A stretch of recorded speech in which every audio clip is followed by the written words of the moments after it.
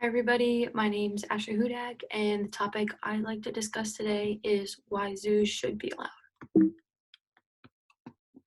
So the key concepts I want to talk about here today are saving animals' habitats, human to animal interaction, zoos knowing animal limits and how to keep them happy and healthy, and how animals benefit from zoos. And going into this, I just want everyone to realize that animals will benefit from all of this and just to go into this with an open mind, because if you don't go into it with an open mind and you're just not seeing everybody's side, and I know everybody has an opinion, so I just say just keep in mind everybody has an opinion and you can agree to disagree. And so the research I have here is focused on how zoos are beneficial to the animals and what we humans can do to help make their zoo experience a more positive one, more wildlife like. And then I chose this topic because it hit home to me. I have a dog myself, so I felt that that also helped me because I love him so much, and I think animals overall have a special place in my heart.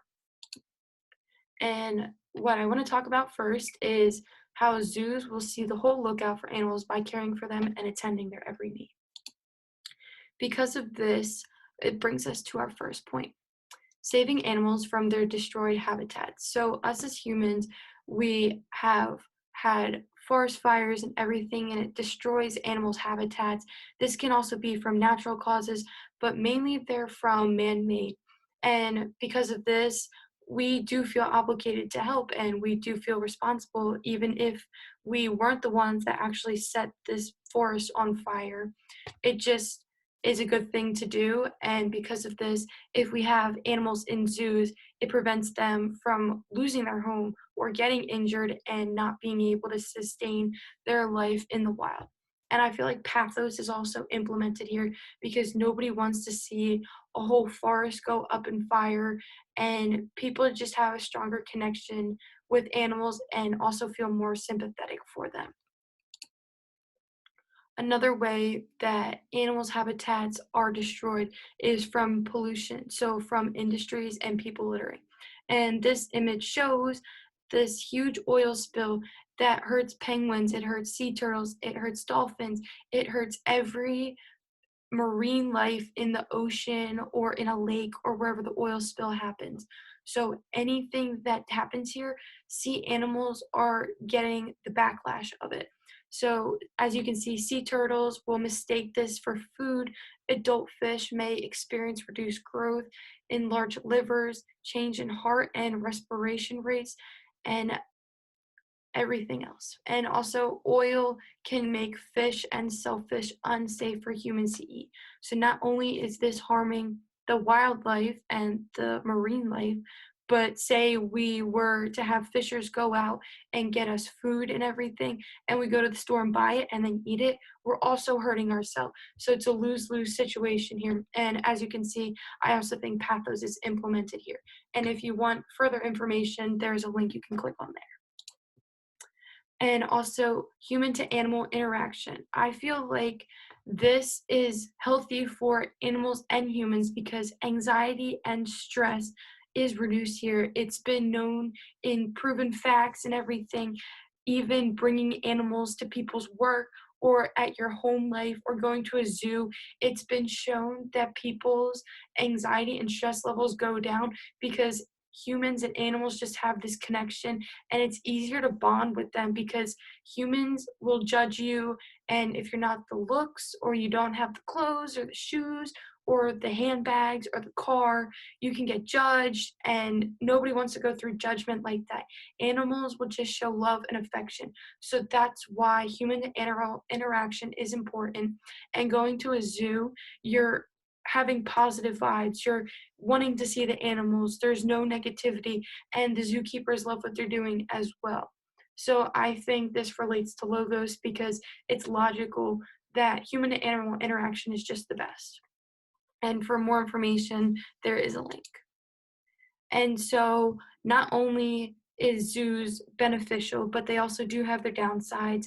And one of those would be people would say animals would lose their instincts because they can't hunt as well because they're going to have their food given to them, and their prey can attack them easier because when they were in captivity, they didn't have any of these problems, and just animals won't fit in the wildlife. And yes, these are all common problems, but that is why we have the zookeepers to know how to keep the animals happy and healthy.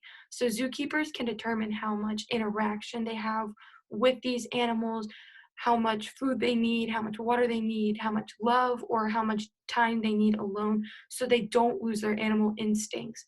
And for that, zookeepers can dictate how much or how rarely they should interact with this animal. So this animal could be loving and affectionate and wants all the attention in the world, and that's great, but also zookeepers know when to like stay away from the lions or the cheetahs or anything so they don't hurt them.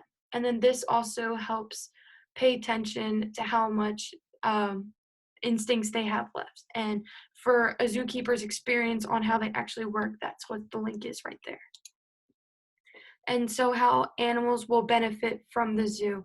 It's just I believe this slide shows ethos. One, because it tells you about the reasons they live longer and it's credible. It's come from multiple people agreeing on this and going to the zoos and working in the zoos and everything. It's just known facts as well. But they also have proper living conditions, so they live longer. So they're kept away from the harsh storms indoors, or they're kept away from the beating heat, and they are also properly nourished with food. So instead of hunting for it, it's given to them. But they have the proper necessities of what they need. They always have water. They always have, depending if you're a carnivore, omnivore, plant, or meat, or maybe a mixture of both. But that's all there for the animals. And the overall goal of zoos are to help keep animals from becoming extinct.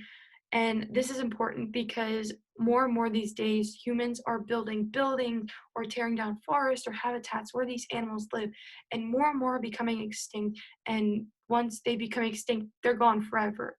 And they also, once they reach the endangered phase, it's so hard to pull them out of that and get a population growing again. So that's one overall goal here that zoos are trying to do is help keep the population alive. And then also helping fix the wrongs that nature or humans have done. So the oil spills or littering or the forest fires. We want to avoid that. We want to preserve habitats and the wildlife and zoos so none of this does happen. And overall, a positive environment, source resources, staff, and spectators. So when you want to go to zoos, you want a good vibe. You don't want the animals to fear you. You just want the best for them. And that's what zoos do. And in the future, what we can do to help is these concepts in the future will help me take advantage of every opportunity I can have with the animals and reduce my stress level. So, say I'm having a bad day in school or whatever, I think going to like a shelter or something to see animals or having an event on campus would definitely help bring down stress levels, and also appreciate nature and care for its animals so they do not become endangered or extinct. So, this meaning we just appreciate the little things because once they're gone, we only have images instead of seeing them in real life of what we can do. And then what we can do to help these habitats. So going to zoos, they have a donation bin and you don't have to pay to get into a zoo, but they have donation bins, and the kind thing to do is to donate so we can feed these animals, we can provide them with water, shelter, and a running facility, and so these people can come out and watch the animals.